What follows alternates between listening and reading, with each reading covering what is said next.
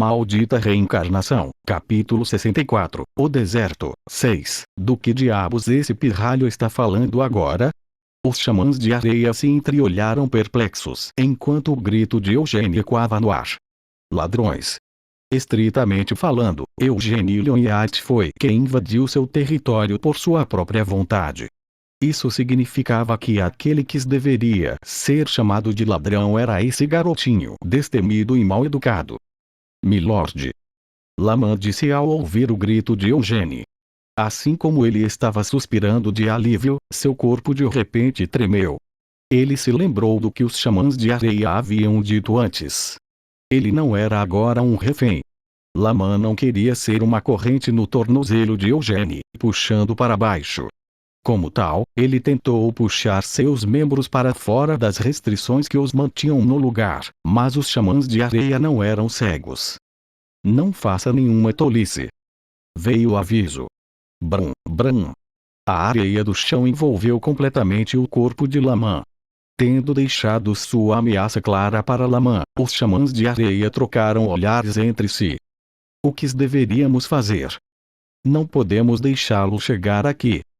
Claro, eu sei disso, mas devemos relatar isso.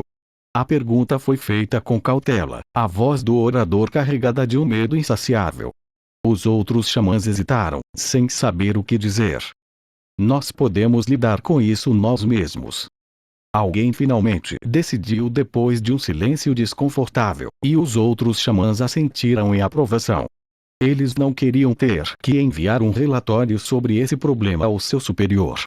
Dano suficiente já havia sido causado para que este incidente não pudesse ser apenas encoberto, mas não é como se eles se importassem com essas perdas. Este foi um pensamento compartilhado por todos os xamãs ali. Alguns assassinos e xamãs podem ter morrido em um curto espaço de tempo, mas essa pessoa definitivamente descartaria suas mortes como triviais. No entanto, eles não podiam deixar esse assunto explodir ainda mais. Mesmo que todos ali morressem, eles não poderiam permitir que esse intruso passasse desse ponto. Eles precisavam resolver esse assunto antes que essa pessoa voltasse. Se não conseguissem cuidar disso até então, e essa pessoa visse o que estava acontecendo enquanto foram forçados a pedir ajuda para ela, porque não conseguiram resolver, então a morte seria melhor. Eles definitivamente seriam deixados em um estado terrível que não poderia ser considerado morto ou vivo. Nenhum dos xamãs ali queria se imaginar sofrendo tal destino. Aari. Gaal. Esses gritos foram ouvidos vindos de longe, mas aos poucos foram se aproximando. Como os assassinos não soltavam um único grito em nenhuma circunstância, a fonte desses gritos guturais que estavam chegando a eles devia ser dos outros xamãs de areia. Me deixar ir. Laman rugiu enquanto era arrastado para a frente da multidão pela areia que o retinha. Laman ofegou enquanto tentava se libertar. No entanto, os xamãs não prestaram atenção aos gritos dele. Em vez disso, ressoando suas vontades com sua mana, os xamãs transmitiram suas ordens aos outros xamãs espalhados pelo labirinto. No início, 50 xamãs estavam posicionados dentro desse labirinto. Mas embora não tenha passado tanto tempo, mais da metade deles morreram. E não por um exército disciplinado, mas essas dezenas de xamãs e assassinos foram massacrados por um jovem de 19 anos. Os xamãs sobreviventes estavam reunidos naquele local. Eugênio também estava ciente desse fato. Em algum momento, a frequência de ataques mágicos foi drasticamente reduzida. E os sinais de alguém se aproximando em sua direção desapareceram na distância. Uma grande quantidade de mana estava mostrando atividade à sua frente, e Eugênio podia sentir uma presença familiar no centro dela. Era Laman Chulyov. Por que você está amarrado aí quando eu fiz o meu melhor para deixá-lo fugir? Eugênio pensou exasperado. Eugênio chutou um assassino no crânio, que tentou um ataque surpresa debaixo de seus pés. Embora todos os xamãs tivessem se reunido em um só lugar, alguns assassinos ainda estavam escondidos aqui e ali ao longo do caminho. Há um monte de coisas que eu quero perguntar, mas, Eugênio murmurou enquanto colocava a mão dentro de seu manto. Uma grande quantidade de mana flutuou assim que Eugênio deu outro passo à frente. A areia dentro do túnel rodopiava. Quando o caminho que Eugênio estava atualmente se fechou, a areia estendeu a mão para engoli-lo. Este era um feitiço conhecido como prisão de areia. Mesmo para Eugênio, seria difícil usar sua magia para se libertar de um feitiço dessa escala. Mas havia realmente necessidade para ele fazer isso. Eugênio tirou uma caixa que havia sido colocada em seu manto. Continha o fragmento da espada do luar. O fragmento que havia sido usado para seu treinamento de mana durante os últimos anos estava agora em silêncio dentro de sua luxuosa caixa. Sem qualquer hesitação, Eugênio jogou a caixa na frente dele. A areia, que se contorcia como se tivesse vida própria, engoliu a caixa inteira. Bang! Murmurou Eugênio enquanto levantava o capuz de seu manto. Boom! Um som alto que era incomparável ao barulho que Eugênio havia feito soou. A prisão de areia, que havia sido lançada por dezenas de xamãs de areia trabalhando juntos, não resistiu ao poder do pequeno fragmento. Embora a força do feitiço tenha sido aumentada usando uma grande quantidade de mana, a coesão do feitiço era fraca. A areia que havia sido libertada do controle da mana se espalhou e desmoronou. Eugênio atravessou a areia que caía. Embora dezenas de milhares de grãos de poeira e areia estivessem obscurecendo sua visão, os sentidos de Eugênio podiam detectar com precisão o que estava acontecendo ao seu redor, mesmo quando ele não conseguia ver à sua frente. De cima e de baixo, os assassinos que se aproximaram junto com a areia lançaram seus ataques surpresa. Suas espadas de luz foram acesas em um instante. Sem liberar sequer um traço da intenção assassina, até mesmo seu fluxo de mana foi retido até que fosse um momento de atacar. Já vi isso muitas vezes. Comentou Eugênio enquanto seus pés batiam no chão. Bam bam bam. A areia fluindo se transformou em furadores que perfuraram os assassinos. O fragmento da espada do luar desmoronou o feitiço e dispersou sua mana. Durante os últimos 2 anos, Eugênio treinou a coesão de sua mana usando o fragmento como seu oponente. A mana refinada por esse método era mais forte e mais rápida do que a mana com a qual Eugênio havia começado. O que ele fez? Perguntaram-se os xamãs, mais surpresos com o método que ele havia usado para destruir a prisão de areia do que com a morte dos 2 assassinos. Isso foi um dissipar? Não, foi diferente. O dissipar era um método de interferir artificialmente com a mana que compunha um feitiço. Agora mesmo, Eugênio não parecia se intrometer na prisão de areia. A prisão de areia tinha apenas parecia ter ficado sem mana. Mesmo Aroth, conhecido como Reino Mágico, não possuía tal método de dissipar.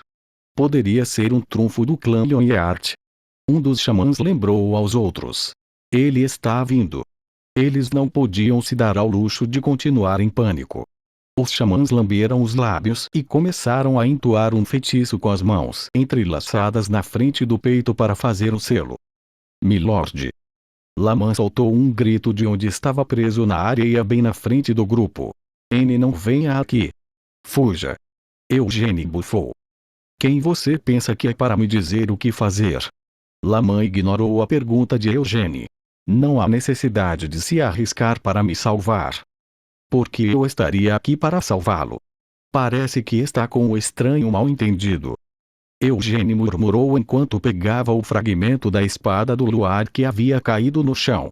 Ele sentiu a mana se acumulando mais uma vez para moldar outro feitiço. Eugênio estalou a língua. Eu realmente não quero perder mais tempo. A localização que ele havia confirmado no mapa estava bem na frente dele. Atrás dos xamãs, ele podia ver um caminho que continuava adiante. Os olhos de Eugênio ficaram frios.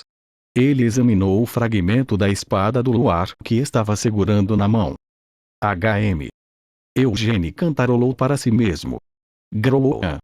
A areia na frente dele subiu para formar uma onda gigante.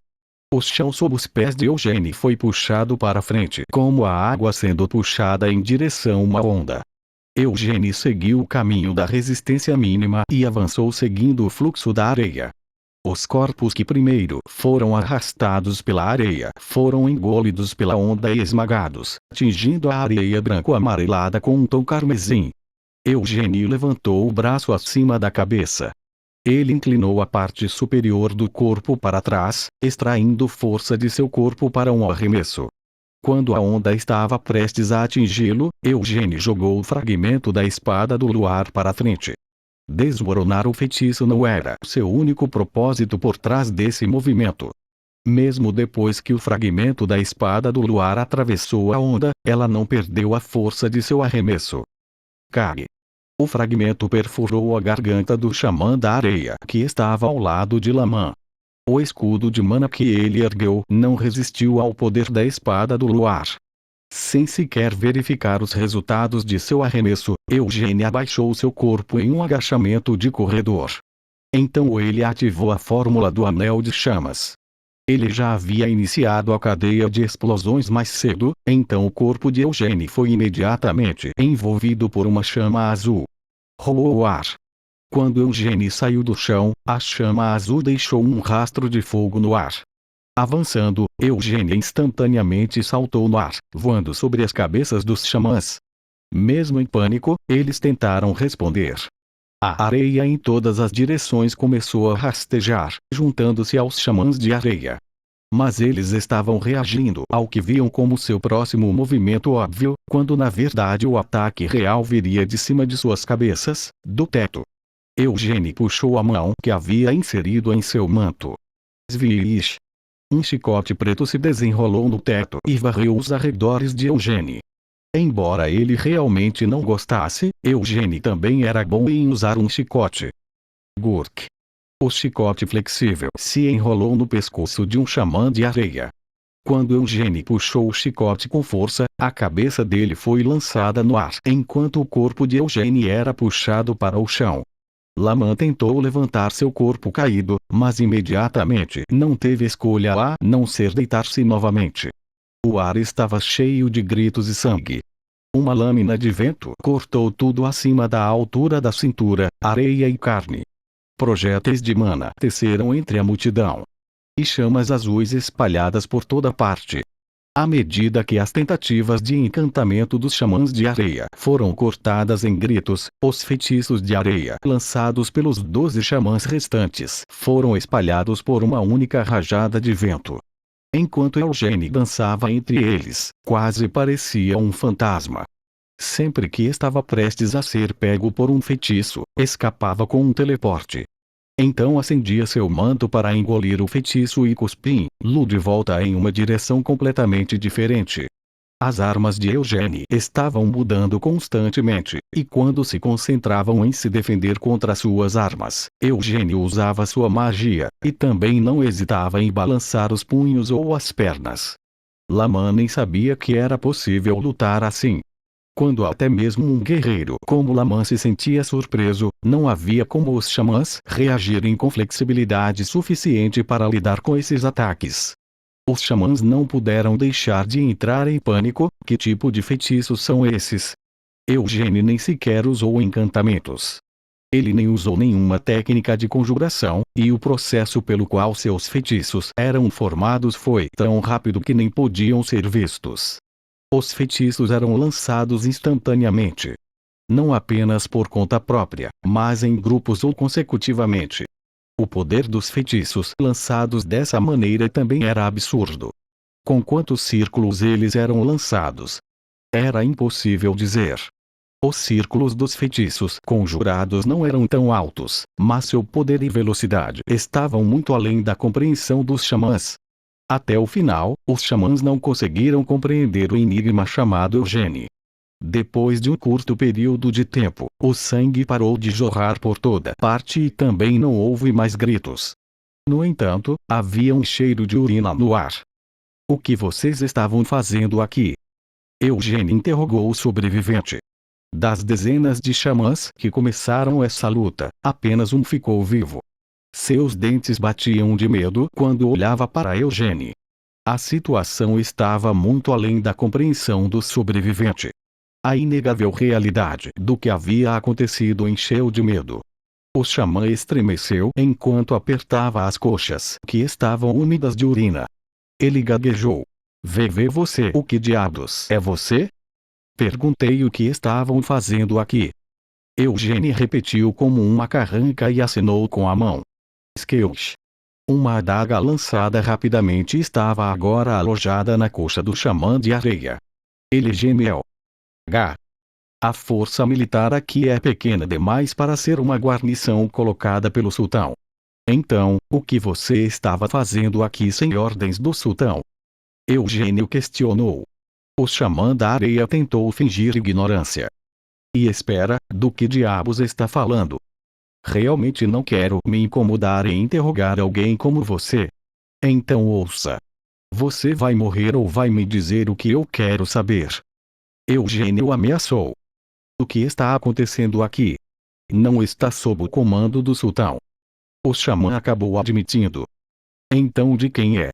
Poderia realmente ser o emir de Khajitan. Que tipo de bobagem esse filho da puta está pensando em fazer nesse subterrâneo profundo? N não é ele. Podemos ter recebido sua cooperação, mas Eugênio jogou outra adaga. Skeuch. A adaga prendeu a outra coxa do xamã. A Amélia Mervin. O xamã finalmente respondeu enquanto seu rosto se contorcia de dor. Esta é a masmorra da Amélia Mervin. Não minta para mim. A masmorra da Amélia Mervin fica no deserto de Iuras. Afirmou Eugênie. E ela está aqui há 6 anos. 6 anos. Os olhos de Eugênie se estreitaram. Ele balançou a cabeça enquanto tentava ignorar os pensamentos sinistros que passavam por sua cabeça. Depois de se recompor, Eugênie perguntou. Por que Amélia Mervin veio até aqui? O xamã ficou em silêncio. Você tem medo da Amélia Mervin? Se for esse o caso, então aliviarei suas preocupações. Eu posso matá-lo, mas pode ter certeza de que isso é tudo o que farei. Vou permitir que você tenha uma morte extremamente confortável e simples. Eugênio ofereceu ao homem. Os olhos do xamã estremeceram. Ele respirou fundo e em seguida colocou as mãos no peito. E este labirinto foi criado para acelerar a desertificação. Existem muitos outros labirintos além deste no deserto de Kazane, mas este labirinto ele foi criado há 10 anos. Explicou o xamã de areia. E daí? Perguntou Eugênie. Há 6 anos, o labirinto se expandiu. Acreditávamos que uma porção instável da Terra havia desmoronado, mas então um grande portão foi encontrado nas profundezas da Terra. Um portão. Sim, tentamos abrir o portão nós mesmos, mas não conseguimos, por mais que tentássemos. Então solicitamos a ajuda de Amélia Mervin. Eugênie assentiu enquanto tirava outra adaga. Vendo isso, o xamã sentiu alívio em vez de medo. Obrigado, Skeuch. A adaga arremessada de Eugênie perfurou a cabeça do xamã. Ele caiu para trás, morto.